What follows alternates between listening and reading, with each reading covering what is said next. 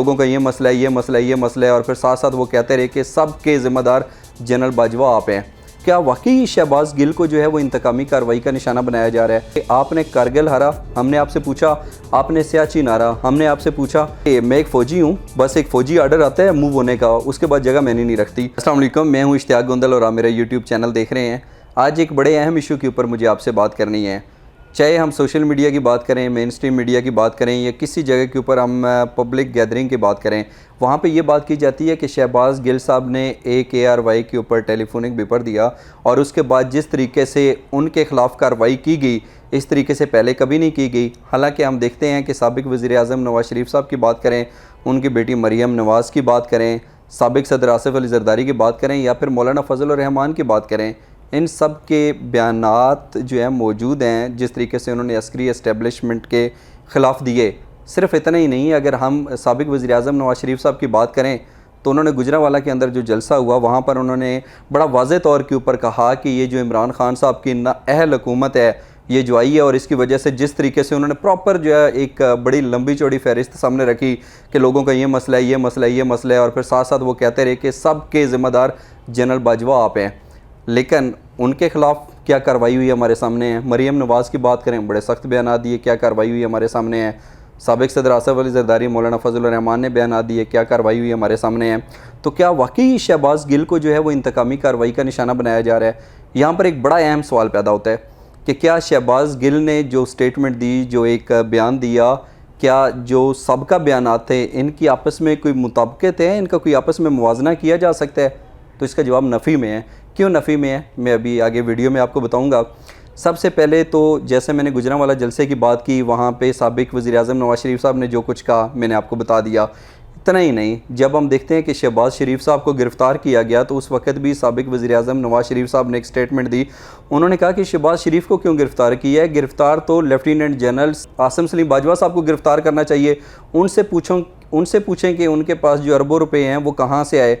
एक ये बयान आ गया। इसके साथ साथ अगर हम वज़ीर दिफ़ा ख्वाजा आसिफ साहब की बात करें, असम्बली के अंदर हम देखते हैं उन्होंने काफ़ी सारे बयान दिए हुए हैं और लोगों को पता है, वो तो बड़ा वाज़े तौर के ऊपर कहते रहे कि आपने कारगिल हारा, हमने आपसे पूछा।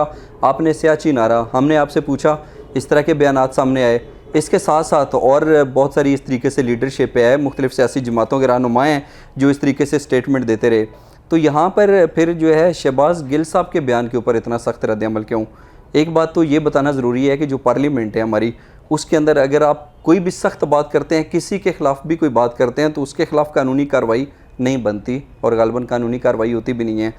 लेकिन क्या वाकई जो इससे पहले बयानात आते रहे अस्करी जो आला लीडरशिप है उसके ख़िलाफ़, और जिस तरीके से मरियम नवाज़ साहिबा ने और नवाज़ शरीफ साहब ने तो DGISI जो उस टाइम थे जनरल फैज़ हमीद, उनका और army chief general Qamar Javed Bajwa साहब का नाम लेकर तनकीद की, वो हमारे सामने है।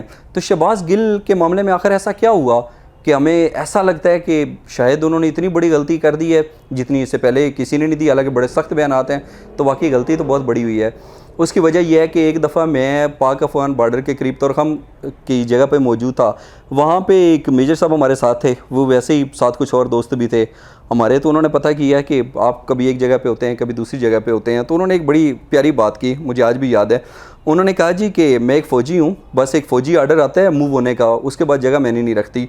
अब एक लम्हे के लिए सोचें कि जिस तरीके से शहबाज गिल साहब ने स्टेटमेंट दी, जिस तरीके से वो कहा जा रहा है कि बगावत के ऊपर उकसाया और फ़ौज को तकसीम करने की बात की और उसके अंदर दरारें डालने की जो है वो बात की। अगर एक लम्हे के लिए फ़र्ज़ कीजिए, खुदा न खास्ता अगर ऐसा हो जाता है, तो फिर तो वो जो मेजर साहब जिन्होंने सिर्फ एक कॉल के ऊपर वहाँ से बोरिया बिस्तर उठाना है और शायद सूबे से भी ज़्यादा जो फासला होगा वहाँ पर दूर जाके अपनी जो भी उनकी सरगर्मी है उसकी इब्तदा करनी है उन्होंने, फिर तो वो सोच विचार में पड़ जाएँ कि आया ये फ़ैसला ठीक है या गलत है, कानूनी है या गैर कानूनी है, मुझे ये मानना चाहिए या नहीं मानना चाहिए।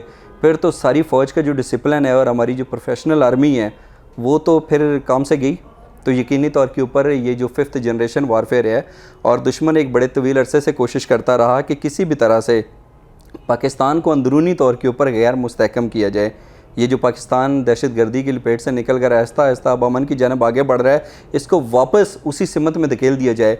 और उसके लिए ज़रूरी था कि हमारी जो अवाम है इसके और जो पाक फ़ौज है इनके दरमियान खलीज पैदा की जाए, फासला पैदा किया जाए। उसके लिए उसने बहुत सारी कोशिशें की। तो यहाँ पे हम सब ने ये सोचना है कि ये पाकिस्तान हमारा है, ये फ़ौज हमारी है। और हम देखते हैं कि ये फ़ौज सिर्फ सरहदों की हिफाजत नहीं करती, आप पाक फ़ौज की तारीख उठाकर देख लें कि पाकिस्तान के अंदर अगर कुदरती आफात भी होती हैं तो उसके अंदर भी पाक फ़ौज जो है आपको हमेशा फ्रंट फुट के ऊपर नज़र आती है। तो यकीनी तौर के ऊपर जब इस तरीके से चीज़ें बढ़ेंगी एक हद तक तनकीद की जा सकती है, और वो मैं भी करता हूँ, आप भी करते हैं, सब ने कहीं ना कहीं की होगी, अगर की नहीं है तो सुनी ज़रूर होगी। हम अमूमन फ़ौज की पॉलिसियों के ऊपर तनकीद की जाती है, फ़ौज के बजट के ऊपर भी तनकीद की जाती है। लोग यहाँ तक कहते हैं कि फ़ौज जो है 70% बजट खा जाती है, हालांकि इसके अंदर बिल्कुल कतई तौर के ऊपर कोई हकीकत नहीं है, वो तो 15% भी नहीं बनता। हक़ाइक़ आपके सामने हैं। पॉलिसी के ऊपर तनकीद करते हैं, जब इक़्तिदार के अंदर फ़ौज आती है उसके ऊपर भी तनकीद की जाती है।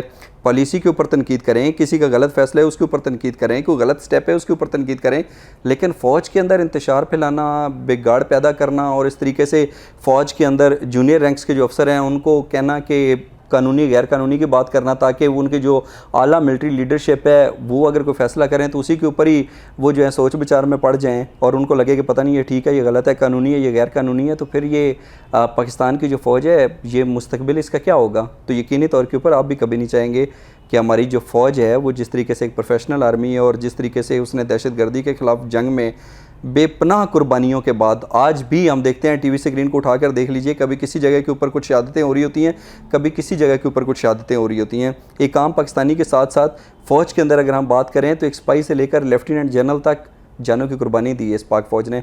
तो यकीनी तौर के ऊपर ऐसा कोई भी कदम, ऐसा कोई भी अमल जो फ़ौज के अंदर तकसीम करे या एक सबब बने, वो यकीनी तौर के ऊपर आपके लिए भी काबिल कबूल नहीं है, मेरे लिए भी नहीं है, हम जितने भी पाकिस्तानी हैं हमारे लिए नहीं है और होना भी नहीं चाहिए। आज बस मुझे इतना ही कहना था, कल इंशाल्लाह किसी एक नए टॉपिक के ऊपर बात करेंगे। जाने से पहले आप मेरे चैनल को सब्सक्राइब ज़रूर कीजिएगा।